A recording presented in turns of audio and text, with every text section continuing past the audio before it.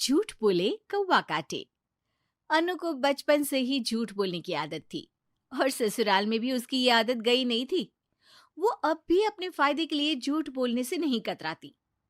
एक दिन अनु अपनी सास से जाकर ननद की शिकायत करती है। सासू माँ, बीना दीदी ने मेरी साड़ी खराब कर दी, उस पे दूध गिरा दिया, मेरा बहुत नुकसान हो गया।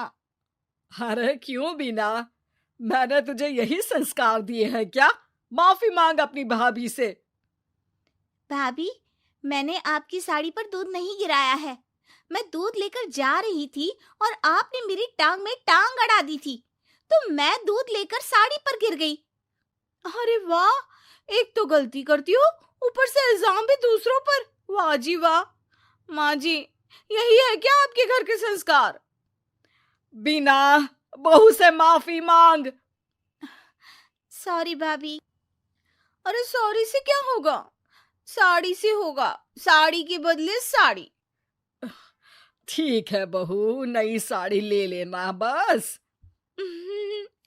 थैंक यू माँ जी, आप ना बहुत अच्छी हो। माँ, भाभी की साड़ी पुरानी हो चुकी थी, उनको नई साड़ी चाहिए थी, इसलिए उन्होंने ये ड्रामा किया, आपको पागल बना दिया माँ। अरे बीना, एक तो गलती करती है, बहू की साड़ी खराब कर दी, ऊपर से बहू की पीठ के पीछे उसकी बुराई कर रही है।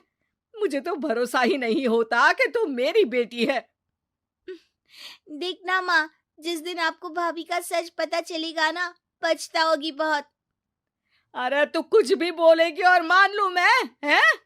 आज तो तुझे तेरे किए की सजा मिलेगी। बहू, आज तू आराम कर और बीना करेगी अब से पूरे घर का काम। यहाँ नाक कटवा रही है तो ससुराल जाके पता नहीं क्या करेगी। ठीक है माँ जी, मैं मुंह हाथ धो लेती हूँ, फिर आराम करूंगी।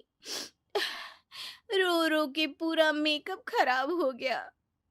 बीना जल्दी से वहां से चली जाती है और बहू के कमरे में उसकी अलमारी में जाके बैठ जाती है, ताकि उसे पता चले कि भाभी अपने कमरे में करेगी क्या।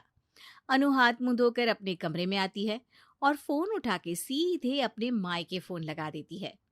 पता है माँ, आज क्या हुआ? आज मैंने सास की चाय में सब्जी धोने के बाद बचा पानी डाल दिया। बेचारी। ओह, तो भाभी हर बात अपनी माँ को बताती है। अच्छा माँ, अब ना मैं सोने चली, बहुत आराम करना है आज मुझे। थोड़ी देर में अनु की नींद लग जाती है। बीना उसका फोन उठाती है और फोन में कुछ करने लगती है, फिर वहां से चली जाती है। वो सीधे माँ के पास जाकर माँ के कान में कुछ कहती है। ठीक है, अब तू इतने यकीन से कह रही है तो ये भी कर लेती हूँ। पर भाभी पर तेरा शक गलत निकला ना तो बहुत बुरी सजा मिलेगी तुझे। ठीक है माँ, सच सामने लाकर ही रहूंगी, चाहे फिर सजा ही मिल जाए। अगले ही दिन काम को लेकर बीना और अनु में बहस हो जाती है। बीना, तुम यहाँ पैदा हुई हो, तुम्हें इस घर का ज्यादा काम करना चाहिए। आपका भी तो यही घर है भाभी, मुझे तो एक दिन चले जाना है शादी करके, फिर तो आपको ही सब संभालना होगा ना। तुम्हारी माँ ने तुमको कुछ नहीं सिखाया। आपकी माँ ने सिखाया है तो आप ही कर लो ना काम।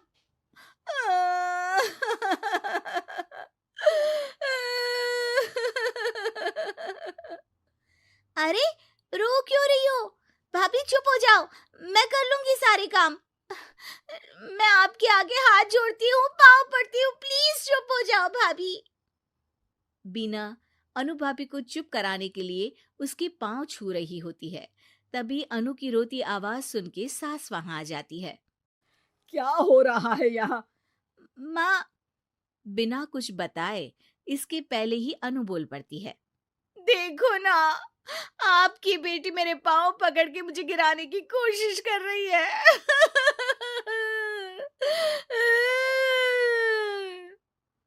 अरे भाभी, ये क्या बोल रही हो? अरे चुप कर बीना, तूने तो बहू के सामने मेरी नाक ही कटवा दी। इसके मायके वालों को जब ये बात पता चलेगी तो क्या होगा? पर पर भाभी झूठ बोल रही है माँ। मैंने भी देखा, तू उसके पांव पकड़ रही थी। वो तो मैं पाँव पड़ रही थी ताकि भाभी चुप हो जाए। तू ना आज किचन में सोएगी और खाना भी नहीं मिलेगा तुझे। बहुत बदतमीज हो गई है। अनु को लग रहा था कि उसका झूठ सफल रहा, लेकिन बीना का प्लान काफी हद तक आगे बढ़ रहा था। जैसे बीना ने सोचा था, अनु ने अपनी माँ को कॉल किया, लेकिन बीना ने उस दिन अनु के फोन से अपनी माँ का नंबर उसकी माँ के नाम से सेव कर दिया था। बस फोन चालू होते ही अनु ने सच उगलना शुरू कर दिया। वो बेचारी तो मेरे पाँव छू रही थी, लेकिन मैंने बोल दिया कि पाँव पकड़ के गिरा रही है। और मेरी बेवकूफ सास मान भी गई। हाँ हाँ, सास तेरी बेवकूफ तो है जो तेरी बातों में आती रही। माँ जी, आप वहाँ इतनी जल्दी मेरे मायके कैसे पहुंच गई?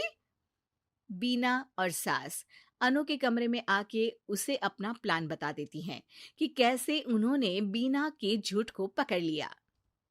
इस बार अनु सास के पांव पकड़ लेती है और माफी मांगती है।